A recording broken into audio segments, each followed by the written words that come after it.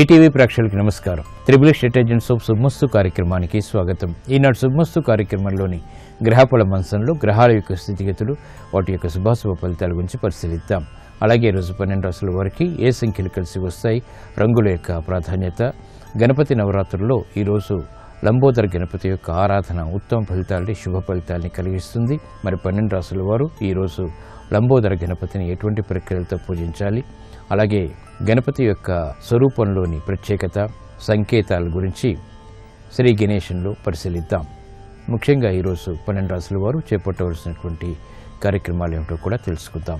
ముందుగా నేటి పంచాంగ వివరాలు. శ్రీ దుర్ముఖినామ సంవత్సరం భాద్రపద మాసం, దక్షిణాయనం వర్ష ఋతువు.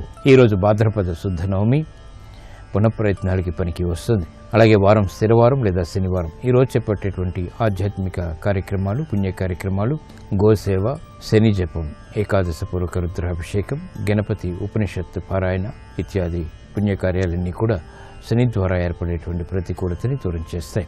ఈరోజు నక్షత్రం మూలా నక్షత్రం. ఈ మూలా నక్షత్రంలో ఈరోజు పుట్టేటువంటి వారికి ప్రబల శాంతి తప్పనిసరి. అలాగే ఈరోజు మూలా నక్షత్రంలో పుట్టేటువంటి వారికి కేతు మహాదశతోటి ప్రారంభమవుతుంది. ప్రస్తుతం కేతు యొక్క స్థితి కుంభక్షేత్ర స్థితి, రవి యొక్క వీక్షణ ఉంది కాబట్టి ఇది అనుకూల ప్రతికూల ఫలితాన్ని కలిగిస్తుంది. గణపతి యొక్క ఆరాధన, స్మరణ, గణపతి యొక్క పూజలు, అలాగే గణపతి ఉపనిషత్తు పారాయణ వంటివి కేతు దోషాన్ని దూరం చేస్తాయి. ఈరోజు స్థిరవారం లేదా శనివారం. శని యొక్క పరిపాలన పూర్తిగా ఉంటుంది. జీవితంలో ఏర్పడేటువంటి రుగ్మతలన్నీ కూడా ముఖ్యంగా శని ద్వారా కానీ ప్రబలంగా ఏర్పడుతుంటాయి. మరి శని ప్రతికూలతని దూరం చేసుకోవటానికి శ్రీ వెంకటేశ్వర స్వామి యొక్క ఆరాధన, పూజలు ఉత్తమ ఫలితాన్ని కలిగిస్తాయి. శుభమస్తు వీక్షిస్తున్నటువంటి ప్రేక్షకులందరికీ శ్రీ వెంకటేశ్వర స్వామి యొక్క కటాక్షం కలగాలని ప్రార్థిద్దాం.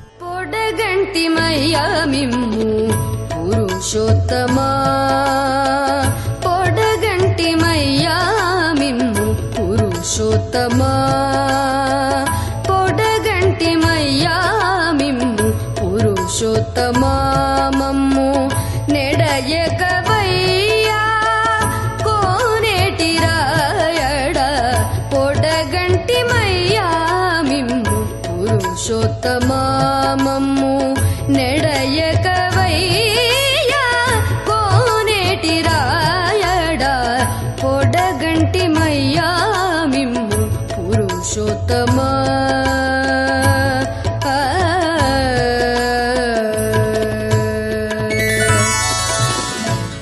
ఇప్పుడు 12 రాశుల వారికి ఏర్పడేటువంటి శుభాశుభ ఫలితాలు పరిశీలిద్దాం. ముందుగా మేషరాశి. ఈరోజు మేషరాశి వారిని పరిశీలించినట్లయితే శారీరక శ్రమ అధికమవుతుంది.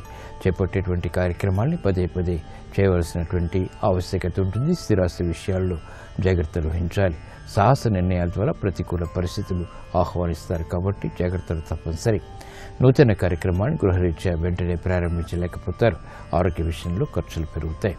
చేపట్టేటువంటి కార్యక్రమాల్లో పారిశ్రామిక రంగం వారికి ప్రతికూల వాతావరణం కొనసాగుతుంది. శ్రమతో కూడినటువంటి కార్యక్రమాల ద్వారా మాత్రమే ఆశించినటువంటి ప్రయోజనాలు దక్కుతాయి. వ్యాపార రంగం వారు ఆర్థిక వ్యవహారాల్లో ఆచితూచి వ్యవహరించాలి. బాధ్యతలు కార్మిక రంగం వారికి పెరుగుతాయి. ఈ రోజు మీ అదృష్ట సంఖ్య 8, నీలపు వర్ణం మేలుని కలిగిస్తుంది. గణపతి నవరాత్రుల సందర్భంగా ఈరోజు మేషరాశి వారు లంబోదర గణపతిని బిల్వదళాలతో పూజించి కుడుములు నైవేద్యంగా నివేదించడం ద్వారా క్లిష్ట సమస్యలకు పరిష్కారాలు పొందగలుగుతారు. ప్రశాంత పరిస్థితుల్ని ఆహ్వానించగలుగుతారు. రుణ ప్రయత్నాలు ఈరోజు మీకు ఊరట కలిగిస్తాయి. ఈరోజు వృషభ రాశి వారిని పరిశీలించినట్లయితే ప్రయాణాల విషయంలో జాగ్రత్తలు వహించాలి. రాజకీయ వ్యవహారాల్లో చెడు సమస్యలు తలెత్తుతాయి. సంబంధ బాంధవ్యాల విషయంలో ఏర్పడినటువంటి ప్రతికూల పరిస్థితులు ప్రబలమవుతాయి కాబట్టి జాగ్రత్తలు వహించాలి. ఆర్థికపరమైనటువంటి వ్యవహారాల్లో ఆశాజనకమైనటువంటి వాతావరణం కొనసాగుతుంది. పిల్లల విషయంలో మాత్రం అభివృద్ధి కొనసాగుతుంది. ఆర్థిక సంబంధిత లావాదేవీల విషయంలో పారిశ్రామిక రంగం వారికి మొదట ప్రతికూలత, తర్వాత అనుకూలత ఏర్పడతాయి. వ్యాపార రంగం వారికి ఆశించినటువంటి ప్రయోజనాలు ఆలస్యంగా పొందగలుగుతారు. మహిళలు కుటుంబ వ్యవహారాల్లో నెగ్గుకు రాగలుగుతారు. ప్రాధాన్యత పెరుగుతుంది. ప్రగతి సాధించగలుగుతారు. ఈ రోజు మీ అదృష్ట సంఖ్య 5, ఆకుపచ్చ వర్ణం రక్షణకి దోహదపడుతుంది. గణపతి నవరాత్రుల సందర్భంగా ఈరోజు వృషభ రాశి వారు లంబోదర గణపతిని గులాబీలతో పూజించి చెరుకు ముక్కలు నైవేద్యంగా నివేదించడం ద్వారా ఆర్థిక అభివృద్ధి గోచరిస్తుంది. కుటుంబ సఖ్యత పెరుగుతుంది. వ్యాపార ఒప్పందాలు ఈరోజు మీకు అనుకూలం. ఈరోజు మిథున రాశి వారిని పరిశీలించినట్లయితే సంబంధ బాంధవ్యాలు మెరుగవుతాయి. నూతన కార్యక్రమాన్ని వేగవంతంగా ప్రారంభించగలుగుతారు. స్త్రీలు శుభవార్తలు వింటారు. కోర్టు సంబంధిత వ్యవహారాల్లో విజయాలు సిద్ధిస్తాయి. స్థిరాస్తి రంగం వారికి మెరుగైనటువంటి మార్పులు వృత్తిపరంగా చోటు చేసుకుంటే ఆనందాన్ని కలిగిస్తాయి. విద్యా వ్యవహారాల్లో ప్రతిభ గుర్తింపబడుతుంది. నూతన బాధ్యతలు పారిశ్రామిక రంగం వారికి పెరుగుతాయి. అయినప్పటికీ నిలదొక్కునేటువంటి పరిస్థితులు ఆనందాన్ని కలిగిస్తాయి. చేపట్టేటువంటి కార్యక్రమాల్లో వ్యాపార రంగం వారికి ఆర్థిక పరిస్థితి మెరుగవుతుంది. అభివృద్ధి కార్యక్రమాలు మహిళలు చేపట్టగలుగుతారు. గృహ సంబంధిత కార్యక్రమాల్లో శుభవార్తలు ఆనందాన్ని కలిగిస్తాయి. ఈ రోజు మీ అదృష్ట సంఖ్య 6. తెలుపు వర్ణం ప్రశాంతతను పెంచుతుంది. గణపతి నవరాత్రుల సందర్భంగా ఈ రోజు మిథున రాశి వారు లంబోదర గణపతిని గరికతో పూజించి ఉండ్రాళ్లు నైవేద్యంగా నివేదించడం ద్వారా శత్రుభీతి పోతుంది. కార్యసిద్ధి ఏర్పడుతుంది. ఆర్థిక లావాదేవీలు సంభాషణలు ఈ రోజు మీకు లాభదాయకం. ఈ రోజు కర్కాటక రాశి వారిని పరిశీలించినట్లయితే ఆర్థిక వ్యవహారాల్లో జాగ్రత్తలు పాటించాలి. సంభాషణల విషయంలో ప్రతికూల వాతావరణం కొనసాగుతుంది. ఆర్థిక సంబంధిత వ్యవహారాల్లో ఏర్పడినటువంటి విభేదాలు కూడా ప్రబలమవుతాయి. కుటుంబ సభ్యుల మధ్య ఏర్పడినటువంటి సమస్యలకు పరిష్కారాలు పొందలేకపోతారు. తర్జన భర్జనలు ఆర్థికంగా కొనసాగుతాయి. ఆర్థిక అభివృద్ధికి చేపట్టేటువంటి కార్యక్రమాల్లో పారిశ్రామిక రంగం వారికి చిరు సమస్యలు కొనసాగుతాయి. నూతన కార్యక్రమాన్ని వ్యాపార రంగం వారు ప్రారంభించలేకపోతారు. మహిళలకు ఆర్థిక వ్యవహారాల్లో జాగ్రత్తతో కూడినటువంటి నిర్ణయాల ద్వారా మాత్రమే విజయాలు సిద్ధిస్తాయి. విద్యార్థులకి సమస్యలు విద్యాపరంగా కొనసాగుతాయి. ఈ రోజు మీ అదృష్ట సంఖ్య 3. పసుపు వర్ణం త్వరితగతిని శుభాన్ని కలిగిస్తుంది. గణపతి నవరాత్రుల సందర్భంగా ఈ రోజు కర్కాటక రాశి వారు లంబోదర గణపతిని చామంతులతో పూజించి పులిహోరని నైవేద్యంగా నివేదించడం ద్వారా కుటుంబ సమస్యలకు పరిష్కారాలు లభిస్తాయి. ఆరోగ్య పరీక్షలు ఈరోజు మీకు మేలును కలిగిస్తాయి. ఈరోజు సింహరాశి వారిని పరిశీలించినట్లయితే కార్యక్రమాన్ని వేగవంతంగా పూర్తి చేయగలుగుతారు. ఆర్థిక ఒత్తిళ్లు ఉన్నప్పటికీ నెట్టుకు రాగలుగుతారు. వ్యవహారాల్లో చుక్కెదురు పరిస్థితుల్ని అధిగమించగలుగుతారు. గృహ సంబంధిత కార్యక్రమాల్లో శుభ పరిణామాలు చోటు చేసుకుంటాయి. ఆర్థిక సంబంధిత వ్యవహారాల్లో ఏర్పడినటువంటి అనుకూల పరిస్థితులు ఆనందాన్ని కలిగిస్తాయి. నూతన ఒప్పందాల ద్వారా లబ్ధి చేకూరుతుంది. కార్యక్రమాలని పారిశ్రామిక రంగం వారు వేగవంతంగా ప్రారంభించగలుగుతారు. ఆలోచన సంపత్తి వ్యాపార రంగం వారికి పెరుగుతుంది. విద్యార్థులకి క్రమశిక్షణతో కూడినటువంటి కార్యాచరణ తద్వారా కార్యసిద్ధి ఏర్పడతాయి. మహిళలకు ప్రోత్సాహం లభిస్తుంది. ప్రాధాన్యత పెరుగుతుంది. ఈ రోజు మీ అదృష్ట సంఖ్య 2. తెలుపు వర్ణం ప్రశాంతతను పెంచుతుంది. గణపతి నవరాత్రుల సందర్భంగా ఈ రోజు సింహరాశి వారు లంబోదర గణపతిని పారిజాతాలతో పూజించి పంచామృతాలు నైవేద్యంగా నివేదించడం ద్వారా ఆర్థిక సమస్యలకు పరిష్కారాలు పొందగలుగుతారు. గృహ సంబంధిత కార్యక్రమాలు ఈ రోజు మీకు లాభదాయకం. ఈ రోజు కన్యారాశి వారిని పరిశీలించినట్లయితే గౌరవ మర్యాదలు పెంపొందింపజేసుకోగలుగుతారు. సాహస నిర్ణయాల ద్వారా విజయాలు సాధించగలుగుతారు. విదేశీ సంబంధిత లావాదేవీలు కలిసి వస్తాయి. పెట్టుబడులు రాణిస్తాయి. శ్రమ ఉన్నప్పటికీ విజయాలు కూడా సమాంతరంగా కొనసాగుతాయి. నూతన కార్యక్రమాలు గృహరీత్యా చేపట్టగలుగుతారు. మహిళలకు గృహపరంగా ప్రోత్సాహం పెరుగుతుంది. ఆర్థిక వ్యవహారాల్లో ఏర్పడినటువంటి ఆందోళన తగ్గుతుంది. విద్యార్థులకి ఉన్నతి లభిస్తుంది. ఉద్యోగస్తులకి శుభవార్తలు ఆనందాన్ని పెంచుతాయి. కార్యక్రమ నిర్వహణలో నైపుణ్యం స్థిరాస్తి రంగం వారికి పెరుగుతుంది. ఆశించినటువంటి ప్రయోజనాల్ని సాహస నిర్ణయాల ద్వారా సాధించగలుగుతారు. ఈ రోజు మీ అదృష్ట సంఖ్య 8. నీలపు వర్ణం మేలుని కలిగిస్తుంది. గణపతి నవరాత్రుల సందర్భంగా ఈ రోజు కన్యారాశి వారు లంబోదర గణపతిని గరికతో పూజించి అరటి పండ్లు నైవేద్యంగా నివేదించడం ద్వారా సాహస నిర్ణయాల ద్వారా విజయాలు సాధించగలుగుతారు. సాహస నిర్ణయాలు ఈరోజు మీకు అనుకూలం. ఈరోజు తులారాశి వారిని పరిశీలించినట్లయితే కార్యక్రమాలను వేగవంతంగా పూర్తి చేయగలుగుతారు. ప్రయాణాల ద్వారా ప్రయోజనాలు సాధించగలుగుతారు. సంభాషణల విషయంలో జాగ్రత్తలు వహించాలి. అధిక ఖర్చులు ఉన్నప్పటికీ ఆదాయాన్ని కూడా కూడగట్టుకునేటువంటి ప్రయత్నాలు ఫలిస్తాయి.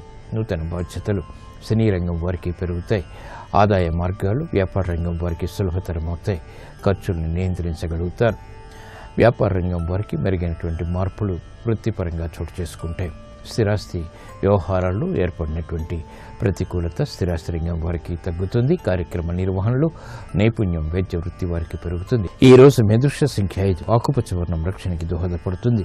గణపతి నవరాత్రుల సందర్భంగా ఈ రోజు తులారాశి వారు లంబోదర గణపతిని ఎర్రగన్నేరు పూలతో పూజించి కుడుములు నైవేద్యంగా నివేదించడం ద్వారా శారీరక మానసిక రుగ్మతలు కనుమరుగవుతాయి. ఆర్థిక వృద్ధి చేకూరుతుంది. విదేశీ లావాదేవీలు, సంభాషణలు, ప్రక్రియలు ఈ రోజు మీకు అనుకూలం. ఈ రోజు వృశ్చిక రాశి వారిని పరిశీలించినట్లయితే శారీరక రుగ్మతలు ప్రబలమవుతాయి. మానసిక ఆందోళన ఉన్నప్పటికీ నిలదొక్కుకోగలుగుతారు. చేపట్టేటువంటి కార్యక్రమాలపై శ్రద్ధ తప్పనిసరి. నూతన బాధ్యతలు స్వీకరించాల్సినటువంటి ఆవశ్యకత ఉంటుంది. కార్యక్రమ నిర్వహణలో క్రమశిక్షణ తప్పనిసరి. బాధ్యతతో కూడినటువంటి కార్యక్రమాల ద్వారా మాత్రమే పారిశ్రామిక రంగం వారికి సమస్యలకు పరిష్కారాలు లభిస్తాయి. నూతన కార్యక్రమాలు వ్యాపార రంగం వారు ప్రారంభించినప్పటికీ ఆర్థిక అసహన పరిస్థితుల్ని ఆహ్వానిస్తారు కాబట్టి జాగ్రత్తలు వహించాలి. విద్యార్థులకి గట్టి కృషి తప్పనిసరి. మహిళలకు ఆరోగ్య విషయంలో రక్షణ తప్పనిసరి. ఈ రోజు మీ అదృష్ట సంఖ్య 8, నీలపు వర్ణం మేలును కలిగిస్తుంది. గణపతి నవరాత్రుల సందర్భంగా ఈ రోజు వృశ్చిక రాశి వారు లంబోదర గణపతిని చామంతులతో పూజించి లడ్డూలు నైవేద్యంగా నివేదించడం ద్వారా జన్మశని కుజుడు ద్వారా ఏర్పడేటువంటి అతి ప్రతికూలత కనుమరుగవుతుంది. ప్రశాంతత పెరుగుతుంది. పెట్టుబడులు ఈ రోజు మీకు అనుకూలం. ఈ రోజు ధనుసు రాశి వారిని పరిశీలించినట్లయితే అలంకరణకి ప్రాధాన్యతనిస్తారు. రాజకీయ లబ్ధికై చేపట్టేటువంటి కార్యక్రమాల్లో చిరు ప్రోత్సాహం లభిస్తుంది.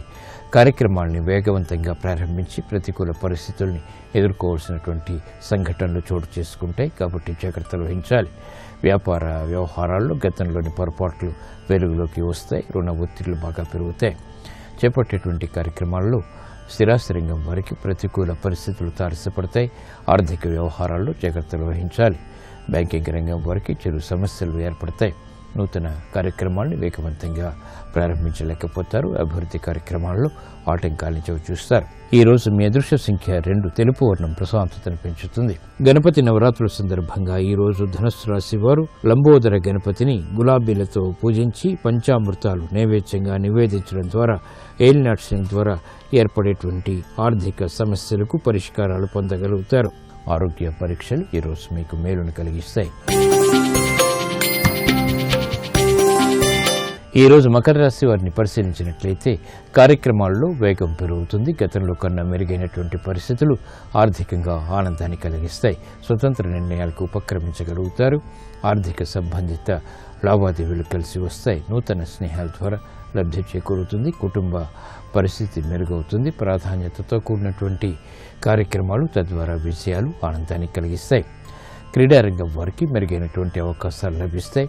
గుర్తింపు లభిస్తుంది. కార్యక్రమ నిర్వహణలో నైపుణ్యం వైద్య వృత్తి వారు కొనసాగించగలుగుతారు. ఆదాయాన్ని పెంపొందింప చేసుకునేటువంటి మార్గాలు వ్యాపార రంగం వారికి సులభతరమవుతాయి. స్థిరాస్తి రంగం వారికి ప్రతికూల పరిస్థితులు తగ్గుతాయి. ఈ రోజు మీ అదృష్ట సంఖ్య 8, నీలపు వర్ణం మేలుని కలిగిస్తుంది. గణపతి నవరాత్రుల సందర్భంగా ఈ రోజు మకర రాశి వారు లంబోదర గణపతిని బిలోదలాలతో పూజించి దద్దోజనాన్ని నైవేద్యంగా నివేదించడం ద్వారా శుభవార్తలు వింటారు. వ్యాపార ఒప్పందాలు ఈ రోజు మీకు అనుకూలం. ఈ రోజు కుంభరాశి వారిని పరిశీలించినట్లయితే అసహన పరిస్థితులు ఆర్థికంగా ఉన్నప్పటికీ నెట్టుకు రాగలుగుతారు. బలమైనటువంటి మిత్రుల ద్వారా లబ్ధి చేకూరుతుంది. సంబంధ బాంధవ్యాల విషయంలో ఏర్పడినటువంటి ప్రతికూలత తగ్గుతుంది. బాధ్యతలు ఆకస్మికంగా స్వీకరించాల్సినటువంటి సంఘటనలు చోటు చేసుకుంటాయి. కార్యక్రమ నిర్వహణలో నైపుణ్యం పారిశ్రామిక రంగం వారికి తప్పనిసరి. ఆర్థిక సంబంధిత అవకతవకలు వెలుగులోకి వస్తాయి. వ్యాపార రంగం వారు ఆచితూచి ఆర్థిక వ్యవహారాల్లో వ్యవహరించాలి. మహిళలు ఆరోగ్య విషయంలో జాగ్రత్తలు పాటించాలి. ఆరోగ్య ఖర్చులు పెరుగుతాయి. కుటుంబ వ్యవహారాల్లో కూడా చిరు సమస్యలు తలెత్తుతాయి. పరిష్కరించలేనటువంటి సమస్యల ద్వారా స్థిరాస్తి రంగం వారికి ప్రతికూలత ప్రబలమవుతుంది. ఈ రోజు మీ అదృష్ట సంఖ్య 8, నలుపు వర్ణం ప్రశాంతతను పెంచుతుంది. గణపతి నవరాత్రుల సందర్భంగా ఈ రోజు కుంభరాశి వారు లంబోదర గణపతిని గరికతో పూజించి అరటి పండ్లు నైవేద్యంగా నివేదించడం ద్వారా అష్టమ బృహస్పతి ద్వారా ఏర్పడేటువంటి సమస్యలకు పరిష్కారాలు పొందగలుగుతారు. రుణ ప్రయత్నాలు ఈ రోజు మీకు ఊరట కలిగిస్తాయి. ఈరోజు మీనరాశి వారిని పరిశీలించినట్లయితే శత్రువులపై విజృంభించగలుగుతారు. విద్యా సంబంధిత వ్యవహారాల్లో ప్రగతి సాధించగలుగుతారు. నూతన అవకాశాలు విదేశీ పరంగా కూడా లభిస్తాయి. కార్యక్రమ నిర్వహణలో కార్యసిద్ధి ఏర్పడుతుంది. ఆర్థిక అవకాశాలను వెంటనే సద్వినియోగపరచుకోగలుగుతారు. నైపుణ్యం పెరుగుతుంది. కార్యదీక్ష పెరుగుతుంది. ఆశించినటువంటి ప్రయోజనాలు పారిశ్రామిక రంగం వారికి దక్కుతాయి. వ్యాపార రంగం వారికి మెరుగైనటువంటి అవకాశాలు ఆర్థికంగా చేకూరుతాయి. విద్యార్థులకి విద్యాపరమైనటువంటి చిక్కులకు సమస్యలకు పరిష్కారాలు లభిస్తాయి. మహిళలకు ప్రోత్సాహం ఉంటుంది. కుటుంబ వ్యవహారాల్లో ప్రగతి సాధించగలుగుతారు. ఆత్మవిశ్వాసం పెరుగుతుంది. ఈరోజు మెదృష్య సంఖ్య 2 తెలుపు వర్ణం ప్రశాంతతను పెంచుతుంది. గణపతి నవరాత్రుల సందర్భంగా ఈరోజు మీనరాశి వారు లంబోదర గణపతిని ఎర్రమందారాలతో పూజించి జామ పండ్లు నైవేద్యంగా నివేదించడం ద్వారా సఖ్యత పెరుగుతుంది. ఆర్థిక పరిస్థితి మెరుగవుతుంది. విదేశీ లావాదేవీలు, సంభాషణలు, ప్రక్రియలు ఈరోజు మీకు లాభదాయకం. జయ జయ జయ శ్రీ సురగణనాథ జయ హో విఘ్న వినాయక దేవా. గణపతి యొక్క స్వరూపం విలక్షణమైనది, విచిత్రమైనది, విభిన్నమైనది. ఎన్నో సంకేతాలకి అర్థం ఈ స్వరూపం. దీని యొక్క ప్రత్యేకత ఏమిటో శ్రీ గణేశ మంత్రంలో పరిశీలిద్దాం. ఈశ్వరుడి వాహనం నంది, పార్వతికి వాహనమైనటువంటి సింహానికి సహజమైనటువంటి ఆహారం, వాటికి పరస్పర వైరం. ఆయన మెడలోని సర్పం కుమారస్వామి వాహనమైనటువంటి నెమలికి ఆహారం, ఇక్కడ వైరం ఉంది. గణపతి వాహనమైనటువంటి ఎలుక సర్పానికి ఆహారం, వైరం ఉంది. అయినా శివ కుటుంబం ఎలా కలిసిమెలిసి మనకు దర్శనమిస్తుందో అలాగే ఈ జంతుజాలమంతా కుటుంబం అనేసరికి సహజ వైరాలను కట్టిపెట్టి కలిసిమెలిసి ఉన్నాయి. భారతీయ సనాతన సంప్రదాయ ప్రపంచానికి అందించినటువంటి ఐక్యతా భావానికి, కుటుంబ జీవన ధర్మానికి ఈ చిత్రం ప్రతీక. గణపతి అంటే గణములకు పతి, ఈ దేహానికి అధిపతి గణపతి అనేటువంటి జ్ఞానం కలిగినప్పుడు ఇది నాది అనేటువంటి దేహాభిమానం తొలగిపోతుంది. జీవుడికి బ్రహ్మానికి అభేదం బోధపడటమే మోక్షం.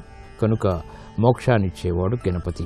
గణపతి వ్రతం భాద్రపద శుద్ధ చవితి నాడు ఆచరిస్తున్నాం. చంద్రుడు హస్త నక్షత్రంలో సాధారణంగా సంచరించేటువంటి కాలం. చంద్రుడు నక్షత్ర గణాలకు అధిపతి. అది వినాయక మండలం. ఈ మండలంలో నక్షత్రాలన్నిటికీ కలిపి ఒక రేఖ వరుసగా గీస్తే వినాయకుడి రూపం ఆవిష్కృతమవుతుంది. అలాగే ఈ మండలం క్రింద ఉన్న నక్షత్ర మండలం మూషిక మండలం. దైవం సృష్టించినటువంటి దాన్ని మనిషి కనుగొంటాడు, దైవ రూపంగా భావించి ఆరాధిస్తాడు. అలా గణపతిని ఆరాధించాలి అనేటువంటిది మరో కోణం. గణపతిని ఉపాసించేవారు గానాపర్చులు అని పిలువబడతారు. ఇందులో 6 ముఖ్య భేదాలున్నాయి. మహాగణపతి, హరిద్రా గణపతి, ఉచ్చిష్ట గణపతి ఉపాసన ఈనాటికి కూడా అధిక సంఖ్యలో కొనసాగుతోంది.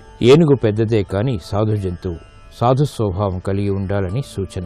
పెద్దవైన చెవులు ఎక్కువగా వినాలన్న సత్యం బోధిస్తాయి. అలాగే మనం ఏది చెబుతున్నా శ్రద్ధగా ఆ స్వామి వింటాడనే భావన మనకు కలిగించడం మరో విశేషం. వక్రతుండ దర్శనం మోక్షప్రదం.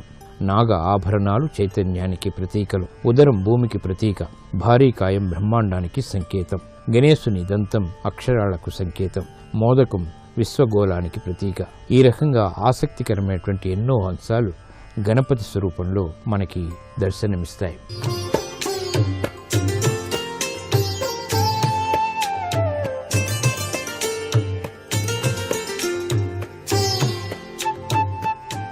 XXX డిటర్జెంట్ సోప్ శుభమస్తు కార్యక్రమంలో వినాయక వాస్తు అంశానికి స్వాగతం.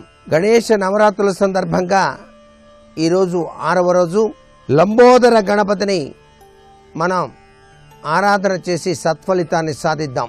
లంబోదరం అనేటువంటిది మణిపూర శక్తికి సంబంధించినటువంటి తత్వానికి నిదర్శనం.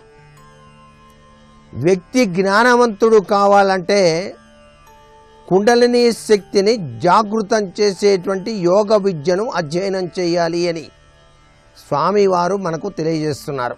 కోపాన్ని నియంత్రించేటువంటి విశిష్టవంతమైనటువంటి తత్వం ఈ యొక్క లంబోదర స్వరూపంగా మనం ఆరాధన చేస్తున్నాం. అంతేకాకుండా గణపతి లంబోదర రూపం ఇంటిని విశాలంగా స్వచ్ఛంగా ఉండేటువంటి ప్రోత్సాహాన్ని మనలో కలిగింపజేస్తుంది.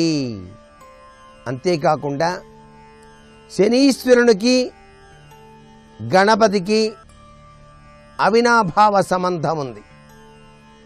అందమైనటువంటి బాలుడుగా ఉద్భవించినటువంటి పార్వతీ తనయుడు ఆ పుట్టినరోజు వేడుక సందర్భంగా సకల దేవతల్ని కూడాను ఆహ్వానించిన సందర్భంలో శనీశ్వరుడు కూడా వచ్చాడు.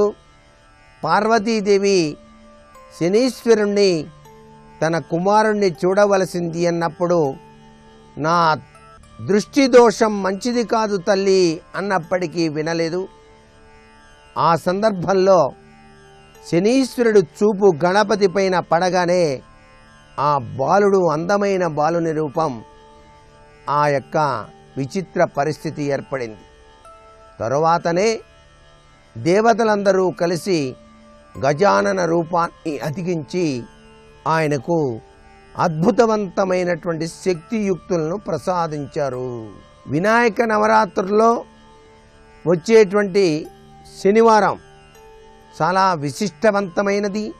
ఈరోజు శనివారం కావడం వల్ల శనిగ్రహ దోష నివృత్తి కోసం గణేశుని ఆరాధన చేయటం సంప్రదాయం.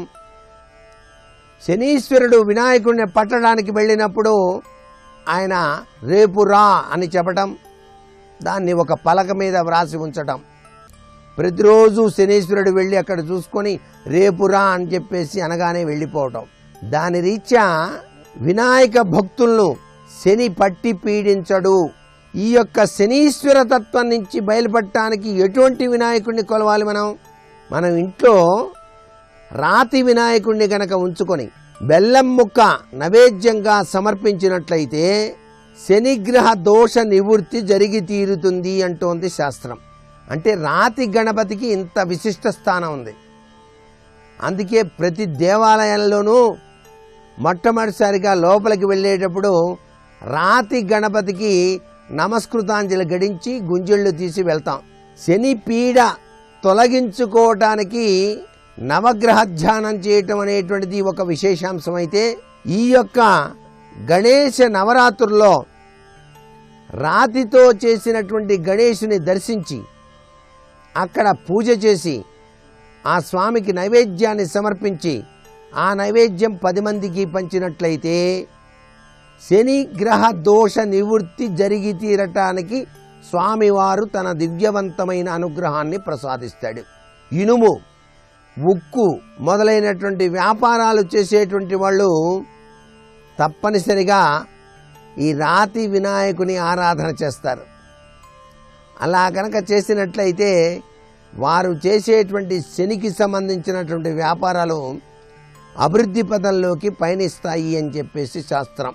అంతేకాకుండా ఆకస్మికమైనటువంటి సమస్యలు వచ్చి మనస్సును పీడిస్తూ ఉన్నటువంటి సందర్భంలో గణేశుడికి గనక వెన్న సమర్పించి ఆ వెన్నను స్వామికి గనక అలంకరించినట్లయితే ఆ వెన్నను తీసి 10 మంది భక్తులకు గనక పంచిపెట్టినట్లయితే వెన్న కరిగినంత సులభంగా సమస్యలన్నీ కూడాను నివారించబడతాయి. అంతేకాకుండా గణపతి ఆలయంలో గణేశ హోమాన్ని నిర్వహించేటప్పుడు కనులారా వీక్షించి ఆ మోదకాలు ఆ హోమగుండంలో వేసేటప్పుడు వాళ్ళు చదివేటువంటి మంత్రోచ్చరణ మనం మనసు నిండా నింపుకొని స్వామికి నమస్కృతాంజలు గడించిన చాలు మన జీవితం ధన్యమై తీరుతుంది.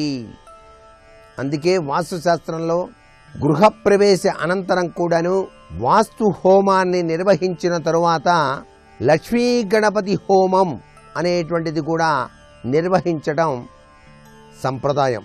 లక్ష్మీ గణపతి హోమాన్ని ఎవరైతే గృహంలో ఎప్పుడైనా సరే నిర్వహిస్తారో క్లిష్ట సమస్యల విషవలయాన్నించి బయల్పడటానికి స్వామివారు అనుగ్రహాన్ని ఇస్తాడు అని చెప్పేసి శాస్త్రం. ఈ నవరాత్రుల్లో ఏ ఒక్క రోజైనా సరే లక్ష్మీ గణపతి హోమాన్ని గనక గృహంలో గనక నిర్వహించడం వల్ల క్లిష్ట సమస్యల విషవలయాన్నించి బయల్పడటానికి ఆస్కారం అత్యధికంగా ఉంటుంది సుమా అని చెప్పేసి కూడా చెప్పవచ్చు. మరికొన్ని వినాయక వాస్తుకు సంబంధించిన ముఖ్యాంశాలు రేపటి శుభమస్తు కార్యక్రమంలో తెలుసుకుందామా? మరి సర్వే జనా సుఖినో భవంతు.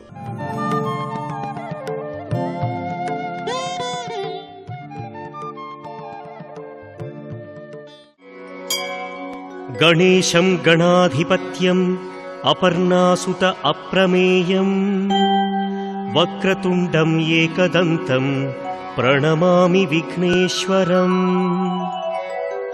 పిల్లలు అత్యంత ఇష్టపడేటటువంటి దేవతా స్వరూపాలు రెండే. ఒకటి విఘ్నేశ్వర స్వరూపం, హనుమ యొక్క స్వరూపం. ఈ రెండు స్వరూపాల్ని కూడా విశేషంగా ఇష్టపడతారు అందరూ కూడా. అంత గొప్ప లక్షణం ఉన్నటువంటి వాడు. అటువంటి అనుగ్రహించగలిగినటువంటి శక్తి కలిగిన విఘ్నేశ్వరుడు ఎవడున్నారో ఆయనకి నేను నమస్కరించుచున్నాను. మిగిలినటువంటి దేవతలకి ఆరాధన చేస్తే అబ్బో చాలా పెద్ద పెద్ద కల్పాలు ఉంటాయి, మన ఇష్టం వచ్చినట్టు మనం పూజలు చేస్తామంటే కుదరదు. కానీ విఘ్నేశ్వరుడి విషయంలో అత్యంత తేలికైనటువంటి పూజ.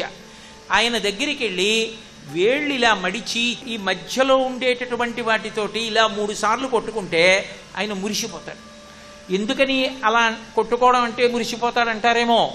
ఒకానొకప్పుడు అగస్త్య మహర్షి కొట్టుకున్నాడు ఆయన దగ్గర. అలా ద్రవిడ దేశానికి నీళ్లు లేవు, నీళ్లు లేకుండా ఎండిపోయి దాహార్తితో కేకలేస్తుండేది.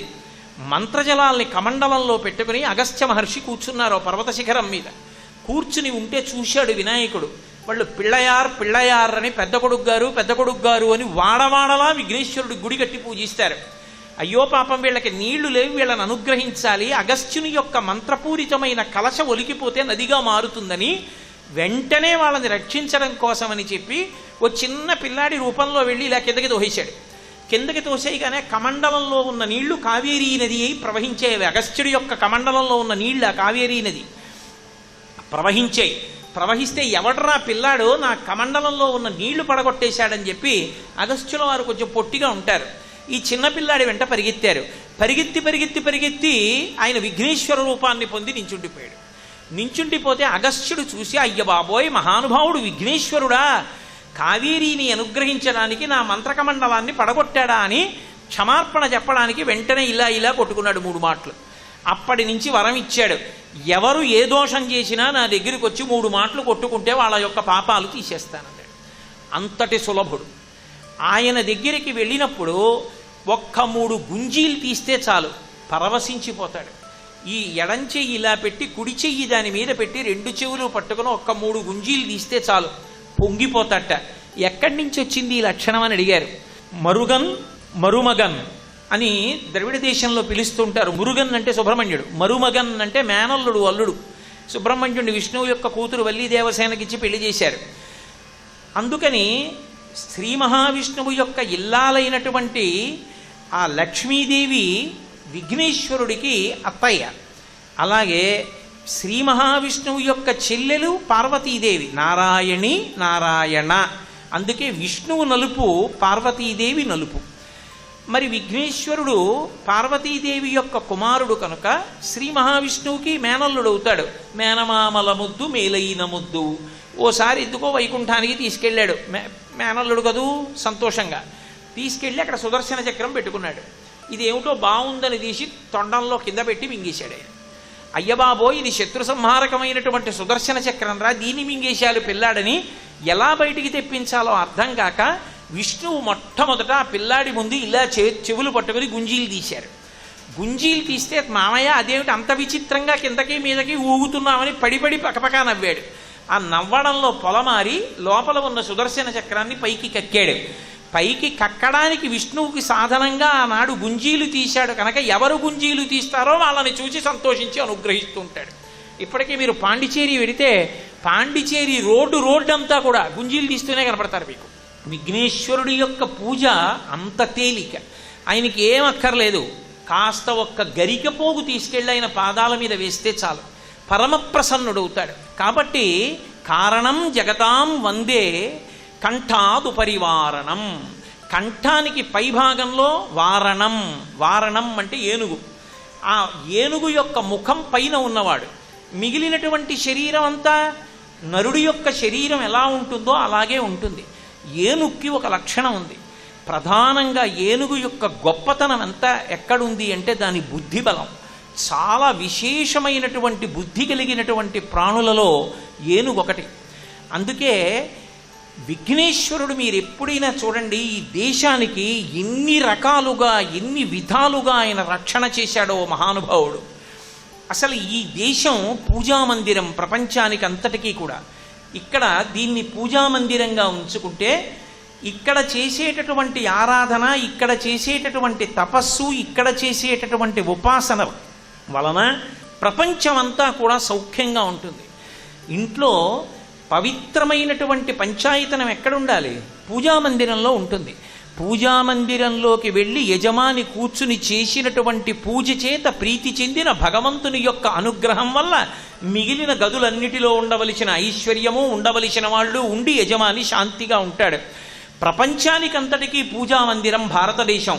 ఇటువంటి భారతదేశంలో ఉండవలసినటువంటి అద్భుతమైనటువంటి స్వరూపాలు దేశపు ఎల్లలు దాటి వెళ్ళిపోతున్నప్పుడు ఇది పూజామందిరం, కర్మభూమి, ఇది దాటి వెళ్ళకూడదని ఇక్కడ ఉంచినటువంటి వాడు విఘ్నేశ్వరుడే. ఒకానొకప్పుడు రావణాసురుడు పరమశివుని యొక్క ఆత్మలింగాన్ని తీసుకెళ్ళిపోతున్నాడు.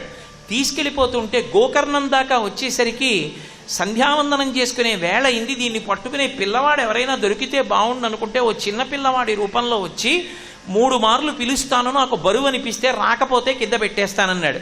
ఆ లింగం కింద పెడితే ఇక కదలదు. అలాగే వచ్చేస్తానని వెళ్ళి స్నానం చేసి అర్ఘ్యం ఇస్తుంటే ఇక తను కదలలేడు కదా అని అప్పుడు అరిచాడు, రావణ రావణ రావణ అని. 3 మాటలు అయిపోయింది, నువ్వు రాలేదని కింద పెట్టేశాడు.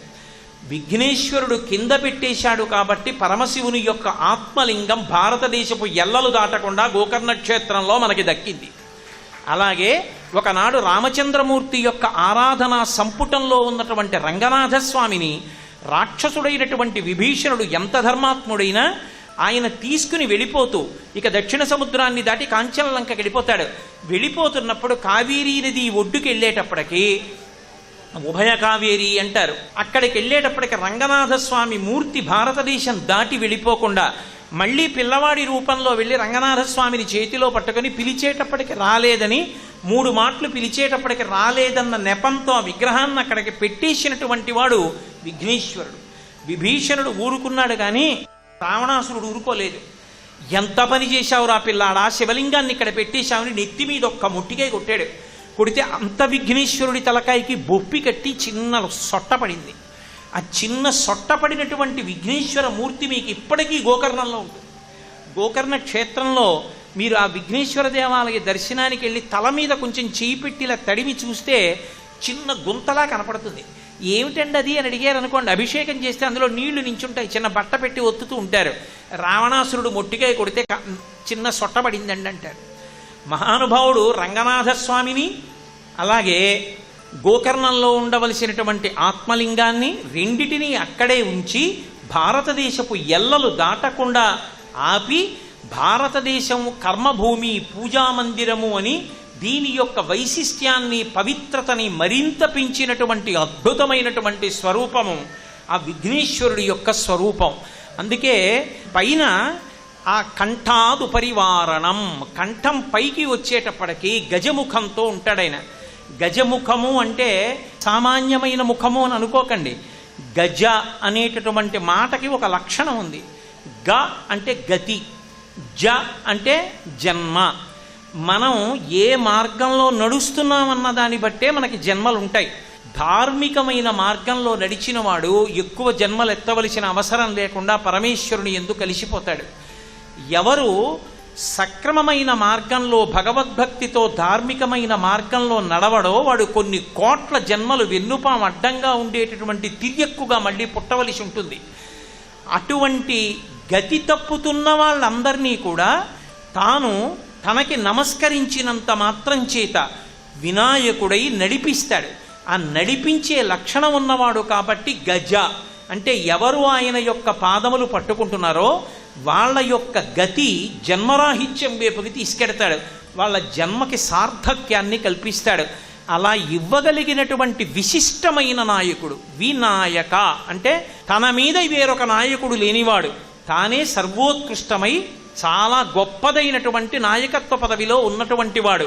2 కారణముల చేత వినాయక అనేటటువంటి పేరుతో పిలవబడుతూ మన యొక్క గతిని జన్మరాహిత్యం వైపుకు తీసుకెళ్ళగలిగినటువంటి వాడు కనుక గజముఖుడై ఉంటాడు.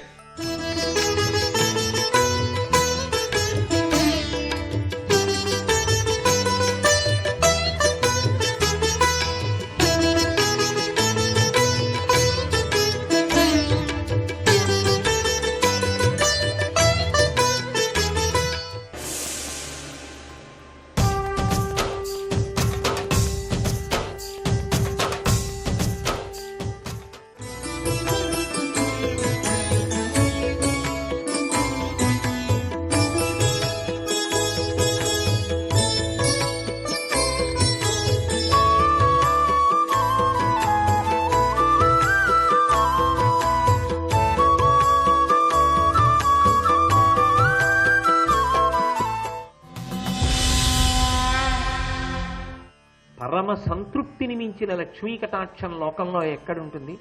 తనకి ఆకలి వేసినప్పుడు కడుపు నిండా అన్నం దొరకడం, ఆ తిన్న అన్నం తనకి జీర్ణమవ్వడం, ఒకరి దగ్గర చెయ్యి చాపవలసిన అవసరం లేకుండా జీవితం గడవడం, తాను పడుకుంటే నిద్ర పట్టడం, తాను ఆరోగ్యంగా ఉండడం, మంచి సంకల్పాలు రావడం, ఆ మంచి సంకల్పం ఎన్ని ప్రతిబంధకాలు వచ్చినా అమలు చేయగలిగినటువంటి ధృతి మనసులో నిలబడి ఉండడం. ఇంతకన్నా లక్ష్మి ఏమిటి? ఇంతకన్నా ఏం కావాలి? అవి ఎవరి ఎందున్నాయో వాడు లక్ష్మీవాన్, వాడు శ్రీమాన్. అందుకే సుందరకాండలో అన్ని మాటలు హనుమకు శ్రీమాన్ శ్రీమాన్ శ్రీమాన్ అని ప్రయోగిస్తారు వాల్మీకి మహర్షి. అది లక్ష్మి. ఎందుచేత అంటే వాడు ప్రతిబంధకములను అధిగమించి వెడుతూ అపారమైనటువంటి యశోవిరాజితుడు అవుతాడు. కానీ అధర్మ మార్గంలో ఎవడు సంపాదించాడో అక్కడ లక్ష్మి నిలవదు. ధర్మము లేని చోట విష్ణువు యొక్క అనుగ్రహం ఉండదు. అంటే అక్కడ విష్ణు ప్రీతికి కారణము లేదు, కాబట్టి విష్ణువు ఉండరు. విష్ణువు ధర్మపక్షపాతి, స్థితికారుడు. ఎక్కడ ధర్మం ఉంటుందో అక్కడ విష్ణువు ఉంటాడు. మీరు ఒక్కటి ఆలోచించండి, తేలికగా కథాభాగంగా అర్థం అవ్వాలంటే ఇప్పుడు కూడా కృష్ణుడు పాండవుల పక్షాన ఉంటాడా, అన్నీ పోయాయని కౌరవుల పక్షానికి పెడతాడా? అంటే విష్ణు పక్షపాతం ఎవరి ఎందుంది? పాండవుల ఎందుంది. పాండవుల ఎందున్నది అనడానికి ఏమిటి కారణం? ధర్మం. ధర్మం ఎక్కడున్నదో అక్కడ విష్ణువు యొక్క అనుగ్రహం ఉంటుంది. లక్ష్మి ఎవరు? నిత్యానపాయనీం నిరవద్యాం దేవదేవ దివ్యమహిషీం అఖిల జగన్మాతరం అస్మన్మాతరం అశరణ్య శరణ్యాం అనన్య శరణ శరణమహం ప్రపత్యే.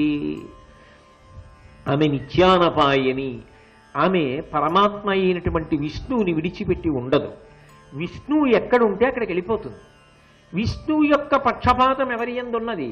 పాండవుల ఎందున్నది. కాబట్టి లక్ష్మి ఎక్కడికి వెళ్ళిపోతుంది?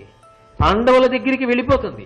మీరు భూమి కోసం ప్రయత్నం చెయ్యక్కర్లేదు, ఆవిడ మిమ్మల్ని చేరుకోవడానికి ప్రయత్నం చేస్తుంది.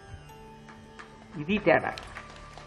ధర్మాన్ని పట్టుకున్నవాడు నాకు ఇది కావాలి అది కావాలి అని ప్రయత్నం చెయ్యక్కర్లేదు. వాడు అదేవాలి ఇదవాలి అని లక్ష్మీదేవి కోరుకుంటుంది. ఎందుకని? ఆవిడ యశస్విని, ఆవిడ కీర్తినిస్తుంది. ఆ కీర్తినిస్తుంది కాబట్టి ఆవిడికి ఏమిటంటే కోరిక, మా ఆయనకి ప్రీతి కలిగేటట్టుగా ప్రవర్తించగలిగిన వాడు, ధర్మాన్ని పట్టుకున్నవాడు. కాబట్టి వీడు కీర్తివంతుడు కావాలి. వీడు ఎక్కడికి వెళ్ళినా గుర్తింపబడాలి. వీడు ఎక్కడికి వెళ్ళినా భోగమనుభవించాలి. వీడు ఎక్కడికి వెళ్ళినా సమస్త రాజ్య సంపదలతో తులతూగాలి. దుర్యోధనుడు తాత్కాలికంగా రాజ్యాన్ని పొందగలిగాడేమో, కానీ ఆవిడ వెతుక్కుని వెళ్ళిపోతే ఆపగలిగిన ప్రజ్ఞ ఉంటుందా? అలా ఆపే ప్రయత్నం చేశారనుకోండి, మట్టు పెట్టి వెళ్ళిపోతుంది. అదే జరిగిందా లేదా? అంటే ఇప్పుడు మీరు ఒకటి ఆలోచించండి. విదురుడు ఒక గొప్ప సిద్ధాంతాన్ని మాట్లాడుతున్నాడా, ధర్మరాజు ప్రాపకం కోసం ధర్మరాజుని పొగుడుతున్నాడా? అక్కడ అంటే ధర్మరాజు అయినా సరే ధర్మాన్ని వదిలిపెట్టేశాడు అనుకోండి, లక్ష్మీ కటాక్షం ఉండదు. అప్పుడు ఎక్కడ ధర్మం ఉందో మళ్ళీ ఆవిడ వెతుక్కుని వెళ్ళిపోతుంది. ధర్మాన్ని విడిచిపెట్టేసి ఏ ఇతర కారణము చేత నువ్వు ఏది సంపాదించుకున్నా అది నీకు శాశ్వతము కాదు అది జారిపోయేదే, అది నిలబడేది కాదు. ధర్మాన్ని నువ్వు పట్టుకుంటే నువ్వు ఇది పొందాలని కోరుకోవలసిన అవసరం లేదు. ఎన్ని రకాలుగా నీకు కీర్తి రావాలో అన్ని రకాల కీర్తిని ఆవిడ ఇచ్చేస్తుంది. ఇచ్చేసి నా బిడ్డ ధర్మాన్ని పట్టుకున్నందుకు వాడికి ఎన్ని ఇచ్చానో చూసావా అని వాడు కీర్తివంతుడైతే ఆవిడ సంతోషిస్తుంది. కాబట్టి ధర్మాన్ని పట్టుకున్న నీ దగ్గరికి రాజ్యలక్ష్మి నడిచొస్తుంది, నువ్వు పొందుతావు. అది లేని దుర్యోధనుడి దగ్గర ఆవిడ నిలబడదు. అందుకే ఇవాళ పొందాను అనుకుంటున్నాడు, కానీ అది నిలబడేది కాదు. నిలబడని చోట వచ్చే చోట ఒక తేడా ఒకటి ఉంటుంది. ఏమిటది అంటే ధర్మాన్ని వదిలి సంపాదించినది అశాంతికి కారణమవుతుంది. ఒకటి జారిపోయినా కూడా ధర్మాన్ని పట్టుకోవడంలో శాంతి నిలబడుతుంది. దుర్యోధనుడు అనుకుంటున్నాడు రాజ్యాన్ని సంపాదించాను అనుకుంటున్నాడు, కానీ దుర్యోధనుడు నిద్రపోతాడని మీరు అనుకుంటున్నారా?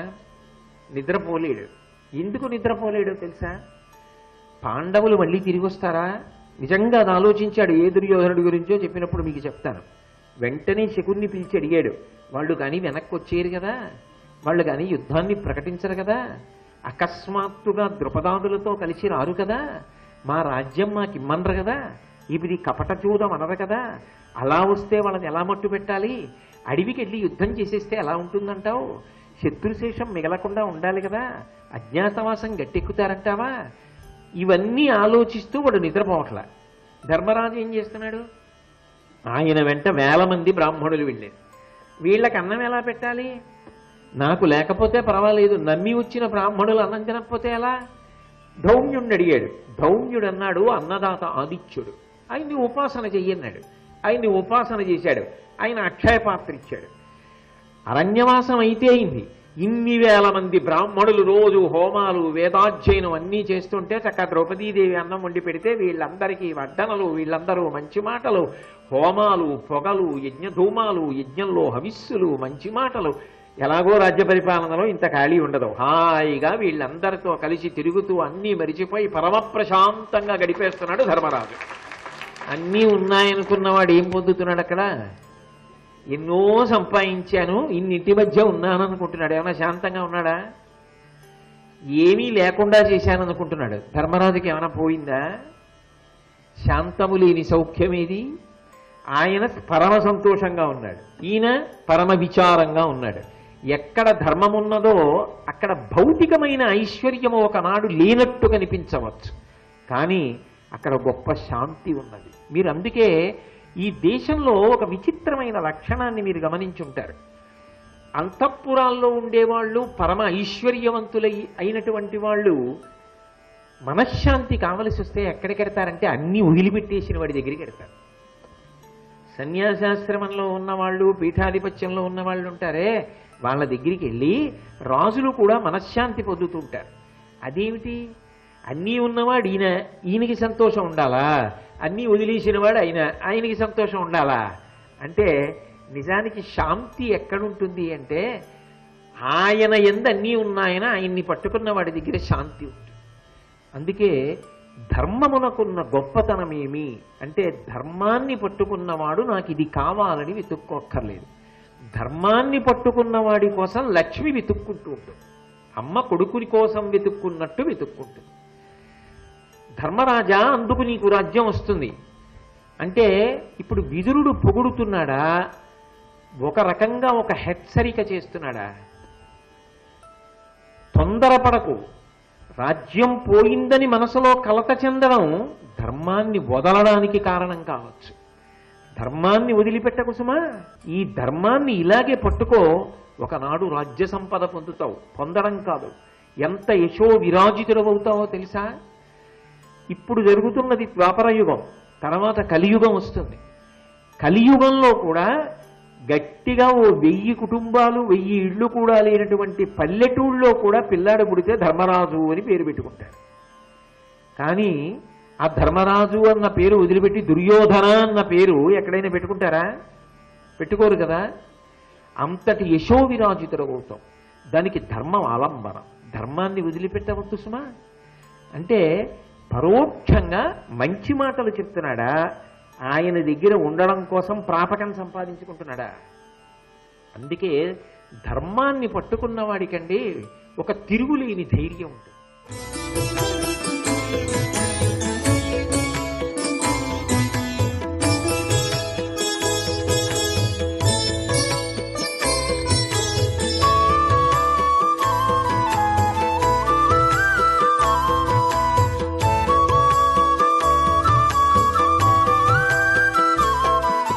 సర్వం శ్రీ ఉమామహేశ్వర పరబ్రహ్మార్పణమస్తు.